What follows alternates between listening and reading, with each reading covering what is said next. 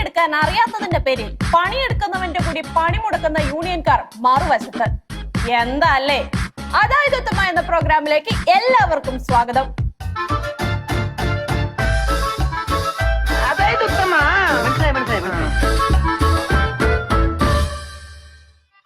ഒരു ത്വാത്വികമായ അവലോകനമാണ് ഞാൻ ഉദ്ദേശിക്കുന്നത്.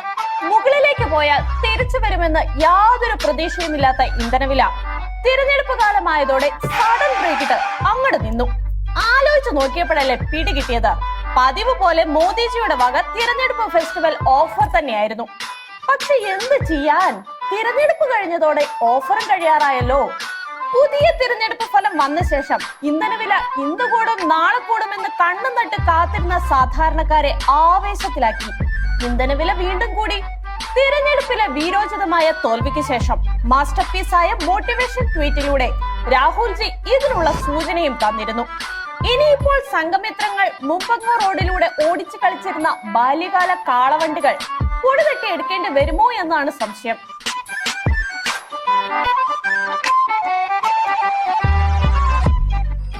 എന്തൊക്കെയായിരുന്നു കാളവണ്ടി തള്ളൽ, ഒട്ടക റാലി, സ്കൂട്ടർ ഉരുട്ടൽ. ഇന്ധനവില വർധനവ് എന്നത് സ്ഥിരമായി കാണപ്പെടുന്ന പ്രതിഭാസമായതുകൊണ്ടാണോ എന്തോ ഇത്തരം കലാരൂപങ്ങൾ ഒന്നും തന്നെ ഇപ്പോൾ കാണാനേ ഇല്ല. അല്ലെങ്കിൽ തന്നെ ഇതിന് ഇന്ധനവില വർധനവ് എന്നല്ലല്ലോ പറയുന്നത്. സംശയം ഉണ്ടെങ്കിൽ പഴയ മുരളീധരേട്ടനോട് ചോദിച്ചാൽ മതി. പെട്രോളിന്റെ വില കുറഞ്ഞിരിക്കുകയാണ്, അപ്പൊ അതിൽ ചെറിയ എന്തെങ്കിലും എമൗണ്ട് കൂട്ടിയിട്ടുണ്ടാവും, അത്രേ ഉള്ളൂ. അത് ടോട്ടലായിട്ട് വർധനവ് ഉണ്ടാവുന്നില്ലല്ലോ, വില കുറയുകയാണ് ചെയ്യുന്നത്. സ്വാഭാവികം. അന്താരാഷ്ട്ര വിപണിയിൽ കുറയുമ്പോൾ ആ അന്താരാഷ്ട്ര വിപണിയിലെ കുറവിന്റെ ഒരംശമാണ് കൂട്ടുന്നത്. വ്യക്തമായില്ലേ? ശരി, ഞാൻ വ്യക്തമാക്കി തരാം. അന്താരാഷ്ട്ര വിപണിയിൽ കുറയുമ്പോൾ ആ അന്താരാഷ്ട്ര വിപണിയിലെ കുറവിന്റെ ഒരംശമാണ് കൂട്ടുന്നത്.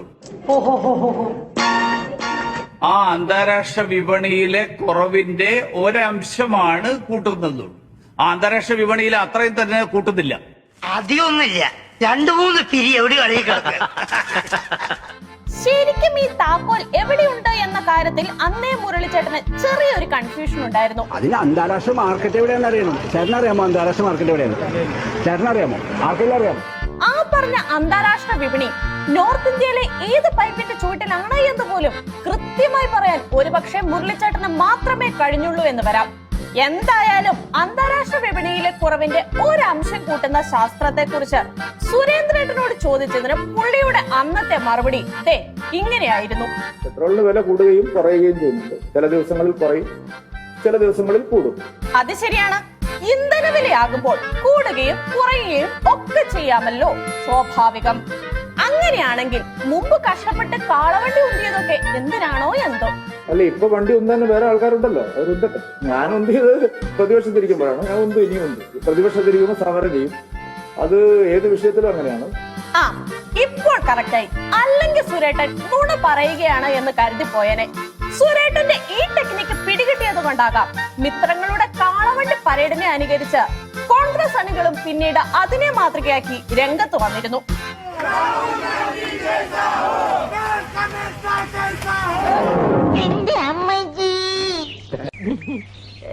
വീണതല്ല, സാഷ്ടാംഗം പ്രണമിച്ചതാ. അനുകരിക്കാം, പക്ഷെ ഇതുപോലെ ഓവറാക്കരുത്. മിത്രങ്ങൾ ചെയ്യുന്ന പോലെ മിതമായി ചെയ്യണം.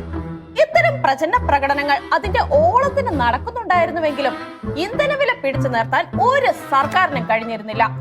അന്ന് ഇന്ധനവില വർധനവിന്റെ യഥാർത്ഥ ഉദ്ദേശം പറയാൻ സന്മനസ് കാണിച്ചത് ശ്രീ കണ്ണന്താനത്തിന്റെ കണ്ടുപിടുത്തങ്ങളായിരുന്നു. നമുക്ക് പാവപ്പെട്ടവൻ 67% ആൾക്കാർക്ക് കക്കൂസ് ഉണ്ടാക്കണമെങ്കിൽ നമുക്ക് ലക്ഷക്കണക്കിന് കോടി രൂപയുടെ പൈസ അവിടെ ആവശ്യമുണ്ട്. ആ പൈസ എവിടുന്നാ കളക്ട് ചെയ്യാൻ പോണത്? ഒരുത്തിനൊരു ഉത്തരവാദിത്വമല്ല. സിമന്റ് കയ്യിലൊക്കെ തേച്ചേക്കാം സാറ്.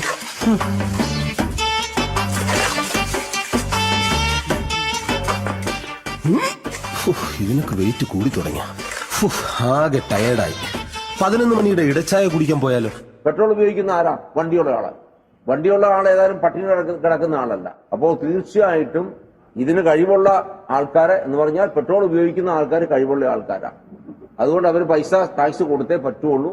പാവങ്ങൾക്ക് ശൗചാലയം പണിയാൻ പെട്രോളിന്റെ വില കൂട്ടുന്ന സർക്കാരിന്റെ ആ വലിയ മനസ്സ് തിരിച്ചറിഞ്ഞപ്പോൾ അന്ന് ഓരോ ഭാരതീയനും ആനന്ദാശ്രു പൊഴിച്ചു കാണണം. പക്ഷെ പെട്രോൾ വിലയുടെ ഇന്നത്തെ പോക്ക് കാണുമ്പോഴാണ് ഈ നൂറ്റാണ്ടിലെങ്കിലും ശൗചാലയ പണിത് തീർക്കുമോ എന്ന് ജനങ്ങൾ ചോദിച്ചു പോകുന്നത്. വർഷങ്ങളായി തുടങ്ങിയ ശൗചാലയത്തിന്റെ പണി തീർക്കാനുള്ള മാർഗം എന്താണെന്ന് അന്നത്തെ ജേക്കബേട്ടൻ ചെറിയൊരു സൂചന തന്നിരുന്നു. കേരളത്തില് ജനങ്ങളുടെ ട്രാൻസ്പോർട്ടും അതുപോലെ ഗുഡ്സിന്റെ ട്രാൻസ്പോർട്ടും ജലമാർഗമാക്കി കഴിഞ്ഞു കഴിഞ്ഞാൽ കേരളത്തിലെ ഫ്യൂവലിന്റെ ഉപയോഗം കുറയും. കാരണം അറിയാമല്ലോ, ഈ വെള്ളത്തിൽ കൂടെ ആകുമ്പോഴത്തേനും കരയിൽ അത്രയും ഫ്യൂവൽ ആവശ്യമില്ല. ഇവനെ സൂക്ഷിക്കണം. ഇവൻ നമ്മളെ കുഴപ്പിക്കാനുള്ള പരിപാടി. ഇവനിതിൽ എന്തോ കൈയുണ്ട്.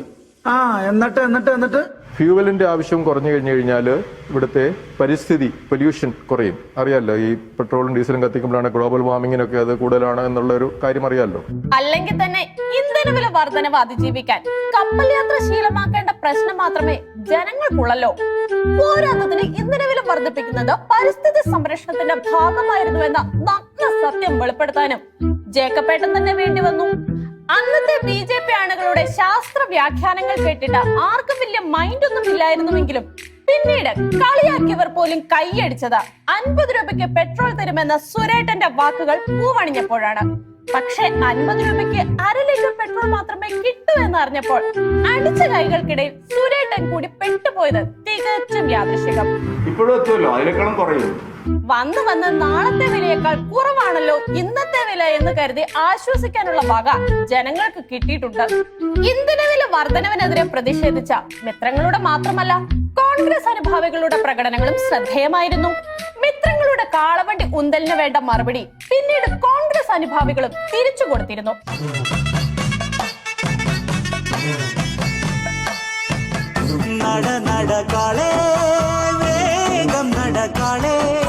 നേരം മയങ്ങിയ നേരമല്ലേ ഒന്ന് നേരെ നടക്ക്.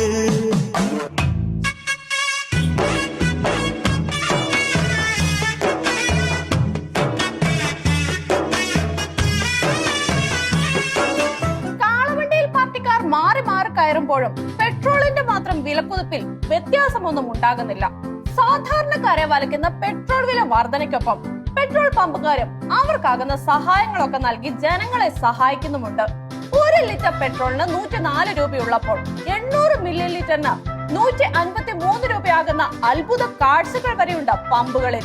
പെട്രോൾ പമ്പിലെ ഇത്തരം ആതുര സേവനങ്ങളാൽ വീർപ്പ് കൂട്ടിയവരുടെ 1-2 അവസ്ഥകൾ കണ്ടു നോക്കാം. 200 രൂപയ്ക്ക് പെട്രോൾ അടിക്കാൻ പറഞ്ഞതാണ്.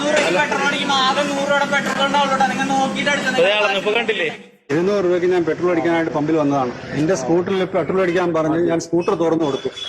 200 രൂപയ്ക്ക് അടിക്കാനായിട്ട് പോകുമ്പോൾ ഞാൻ കുപ്പി എടുത്ത് കാണിച്ചിട്ട് കുപ്പിയിൽ അടിച്ചതിന് ബാക്കി പെട്രോൾ ബൈക്കിലോട്ട് ഒഴിക്കാൻ, സ്കൂട്ടറിലോട്ട് ഒഴിക്കാൻ പറഞ്ഞു. അപ്പൊ 1 ലിറ്റർ കുപ്പിയിൽ ഒഴിച്ചെന്ന് പറഞ്ഞപ്പോ തന്നെ 153 രൂപ പോയിന്റ് കാണിക്കുന്നു, റീഡിംഗിൽ കാണിക്കുന്നു.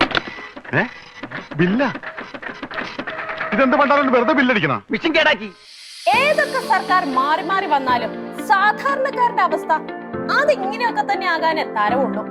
സർക്കാരും പാർട്ടിക്കാരും പ്രത്യേക സാഹചര്യങ്ങളിൽ മാത്രം ഉപയോഗിക്കുന്ന ഈ കാളവണ്ടികൾ എന്ന് ജനങ്ങളിലേക്കും വ്യാപിക്കും എന്നുള്ളത് കാത്തിരുന്നു തന്നെ കാണണം.